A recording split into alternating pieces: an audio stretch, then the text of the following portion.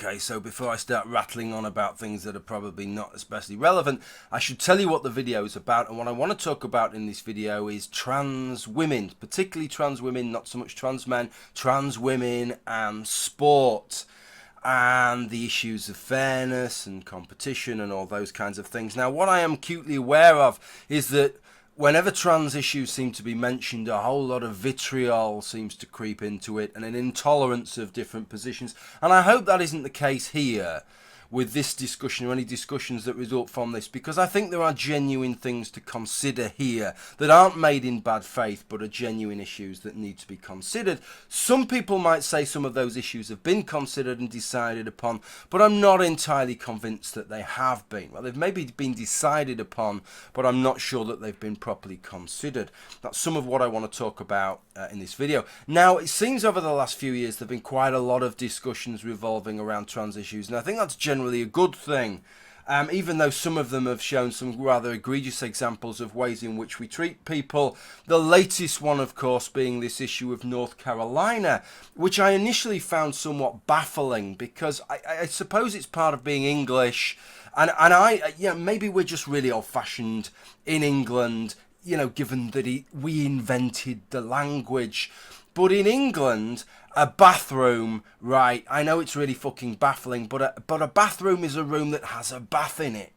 So when I'm reading about trans women and all this sort of using a bathroom in a restaurant, the first thing that springs to mind is, how fucking chilled out are Americans that, I don't know, what do? You kind of get the starter out the way, they're just cooking your steak, and you think, do you know what, I'll just go and have a soak for 10 minutes while they're doing that, But it turns out that that's not the case.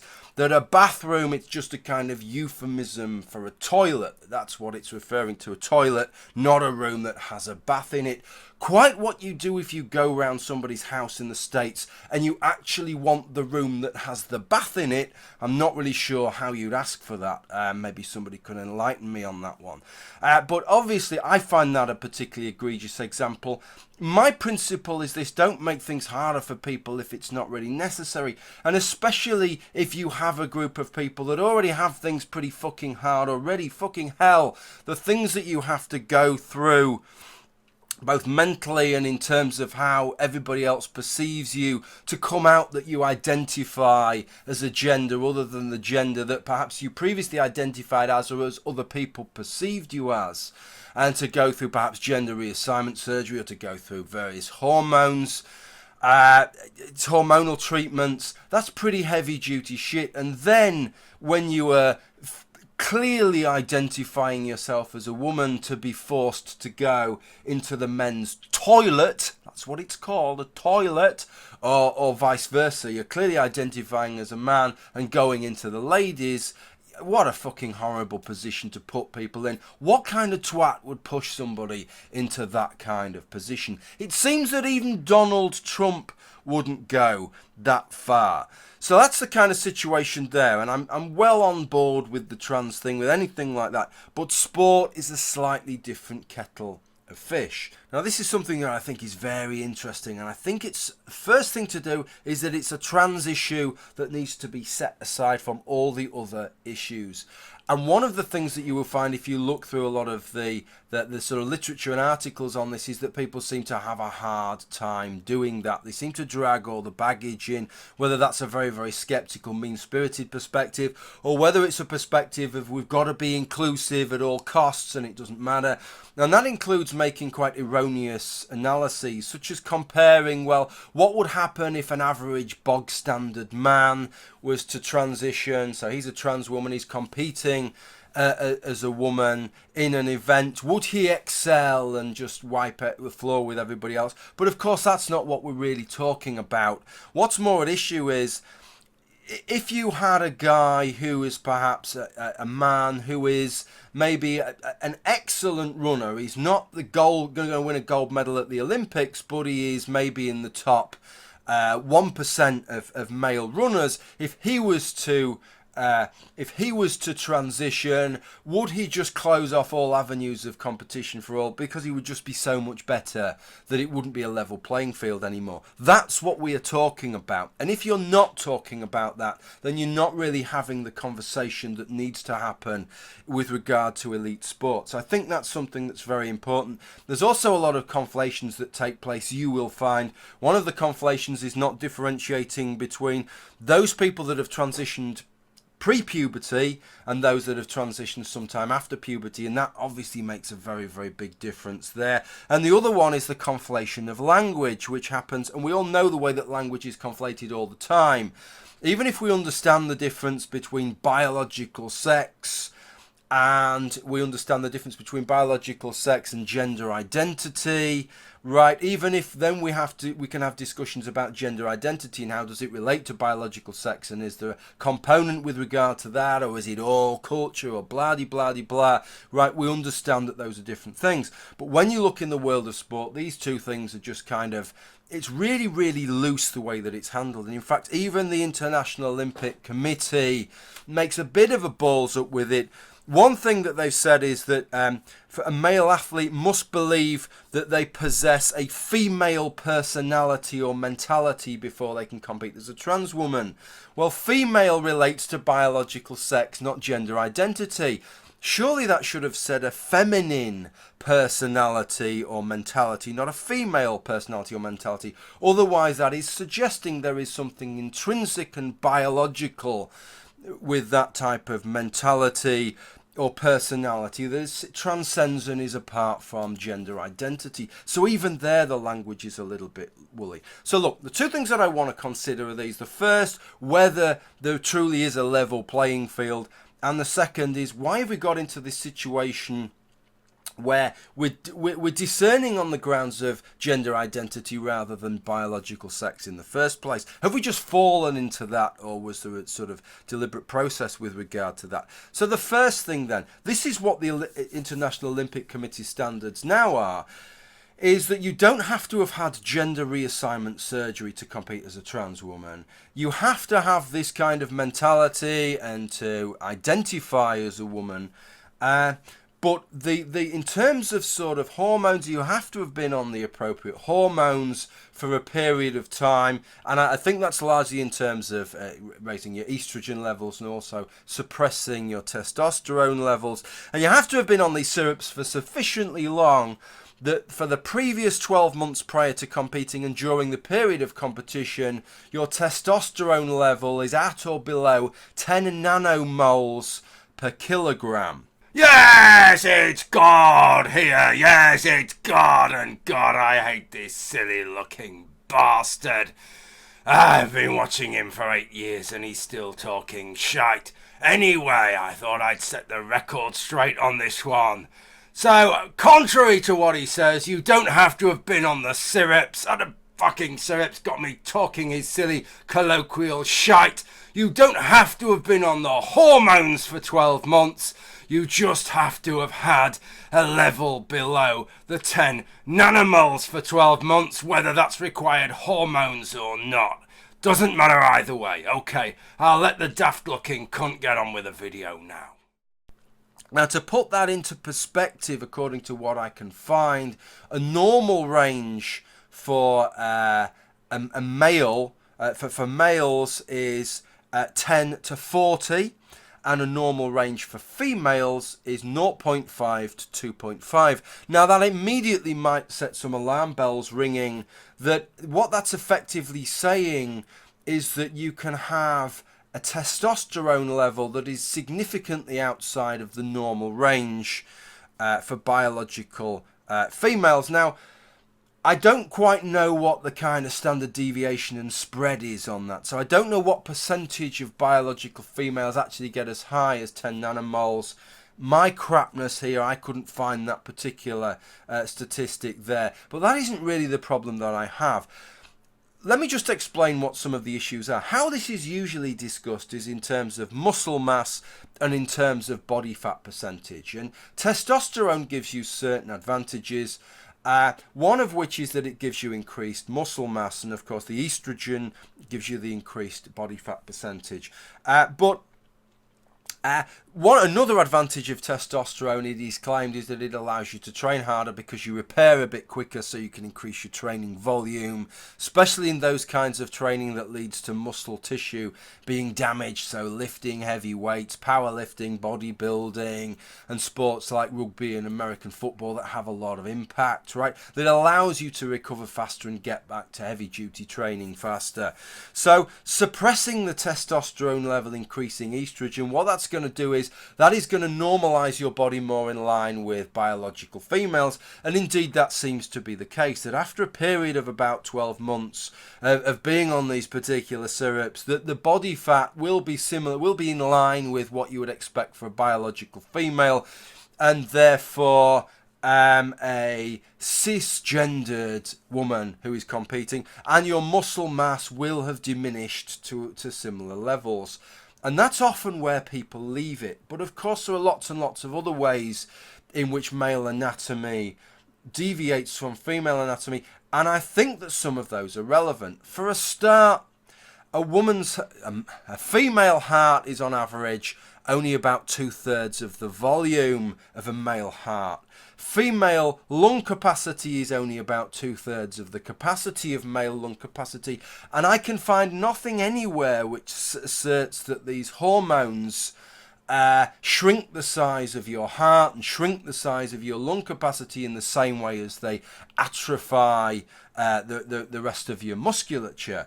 Okay, and then we've got the skeletal thing. Now, one of the classics was the fact that the female pelvis is compromised to allow for childbirth and a baby's head to pop through. And of course that is the case, but it was often said that that meant that a woman's gait is such that she can't run as efficiently. I've seen some things over the last couple of years that cast some doubt on that, and although I'm not entirely convinced by it, it seems that there's a lot of doubt to be cast on that, and so I'm not so convinced about that. But what I do know is that on average, men are about 6 inches taller than women, right? And the tallest men are significantly taller than the tallest women. And that in some sports that makes a very, very big difference. And that it doesn't matter what syrups you take, right? Your height doesn't reduce. You don't get 6 inches shorter. So, if I'd been born, let's say, with a twin sister, a kind of fraternal twin sister, but let's say it's more of a kind of identical, a sort of monozygotic twin sister, but she didn't have the Y chromosome. So all genetically we are the same, apart from the fact that I've got a Y chromosome and she hasn't. What I know is she's going to be about 5 or 6 inches shorter than I am. Right, so in other words, if I was to transition now, even after having taken those hormones, and I've had my testosterone level reduced, remember, not to the level of a normal female, but to the lower level of a normal male, right, that even if my musculature and my body fat is normalized to female levels, I'm still going to be about 5 or 6 inches taller than I would have been. And in some sports, basketball's the obvious one, but I know that rowing is one where being tall is a huge advantage in terms of your efficiency. If you take people of similar cardiovascular capacity and one of them's 4 or 5 inches taller than the other, I'll just tell you right from the get-go which one of them's going to wipe the floor with the other, because I've seen it on the indoor rowing ergs, on the Concept 2 rowers, time after time after time after time. It is the taller athlete that will succeed there. And so that is bound to carry across that advantage, and yet that doesn't seem to be taken account in any of this. And that kind of concerns me, because whilst I don't want to preclude anybody from taking part in sport, all it takes is one outlier in a discipline, one trans woman who would be far and away greater than any cis woman could ever aspire to, and that just sets records out of reach forevermore. And perhaps for a decade or so, it almost makes the point, well, if you want to compete as an elite athlete in that event, what's the fucking point? Because you're going to be competing against somebody that you really have no possibility of competing against, no matter how hard you strive, no matter how good your genetics are. as a female-bodied person. So that kind of concerns me, that, and nothing that I see in what the Olympics have said or the data that underpins that deals with those issues really of lung capacity, heart capacity, or skeletal dimensions. Of course, some of those things only apply to some events and not others. But that's one of the concerns that I have there, and I'm interested to know what people think about that. I almost feel with regard to that as if, I don't know whether the compromise is in some way forced a little bit and they're just hoping that this is an elephant in the room that never really materializes. I'm kind of mixing a load of fucking metaphors together there. But they just hope that this never comes up, really. The second one that I wanted to discuss deals with the whole business, and this is really intriguing, and I don't know whether this has occurred to you, but we just kind of assume that we run sport on the lines of men's events and women's events, not on the grounds of male events and female events, even though we're very, very fast and loose. And if you listen to the commentary, right, next time it's the Olympics, let's say, and what they will say is, oh, and here are the female athletes warming up for the women's 100 metres, right? So they'll just interchangeably, they'll talk about biological sex and gender identity as if they're one and the same thing. And of course they will, because up until about 50 years ago, nobody was using these words to refer to anything apart from one another. And so this is the concern that I have, is that there's a discussion that maybe needed to be had that was never had, which was that when we started to talk about events as being men's events and women's events, it was in a time where the word man and woman just meant male and female. And at that time, nobody thought to themselves, well, we need to be really, really careful how we label these events and how we differentiate, because at some time in the future, people may start to see some utility, and I think there is some utility, in differentiating between gender identity and biological sex. And they will start to use the words man and woman to refer to gender identity, and the word male and female rightly to continue to refer to biological sex, as it has to do, because it has to fit in with the field of biology generally and with all the rest of the fucking animal and plant kingdom. Okay, so this differentiation will be made, and the words that we choose now will influence how our sporting disciplines are differentiated sometime in the future. Of course, nobody's going to make that decision at the time, because nobody could predict how these words would be used in the future. So this is the concern that I have, is that perhaps some very serious conversations needed to take place about what is actually the right way to run this. Do we really want to differentiate our sports on the grounds of people's gender identity, or is really the way that we wanted to differentiate our sports in terms of biological sex? And we're kind of bundling it into gender identity purely by dint of the language that's been used. We started using the word men's and women's events back in a day when that really just referred to biological sex, because we hadn't thought about this idea that people's gender identity might be separate and that we can differentiate the words. So we've effectively missed out on having a conversation that we should have had. So I'm really interested to know what people think about that, and if anybody knows anything about that I don't know about that, and whether some conversations were had. And the last thing that I'm really interested to know, and I might do a follow-up video where I give my perspective on this, I'm not going to give it right now, is to ask the question, if I could ask the question on you, if we could reset the clock now and choose, shall we differentiate the sport on the grounds of gender identity or on the grounds of biological sex? Which one should we use? Which one would you plump for? Bear in mind, whichever one you choose, it's going to make things hard for some people, right? If you go on biological sex, then trans men have probably shit it.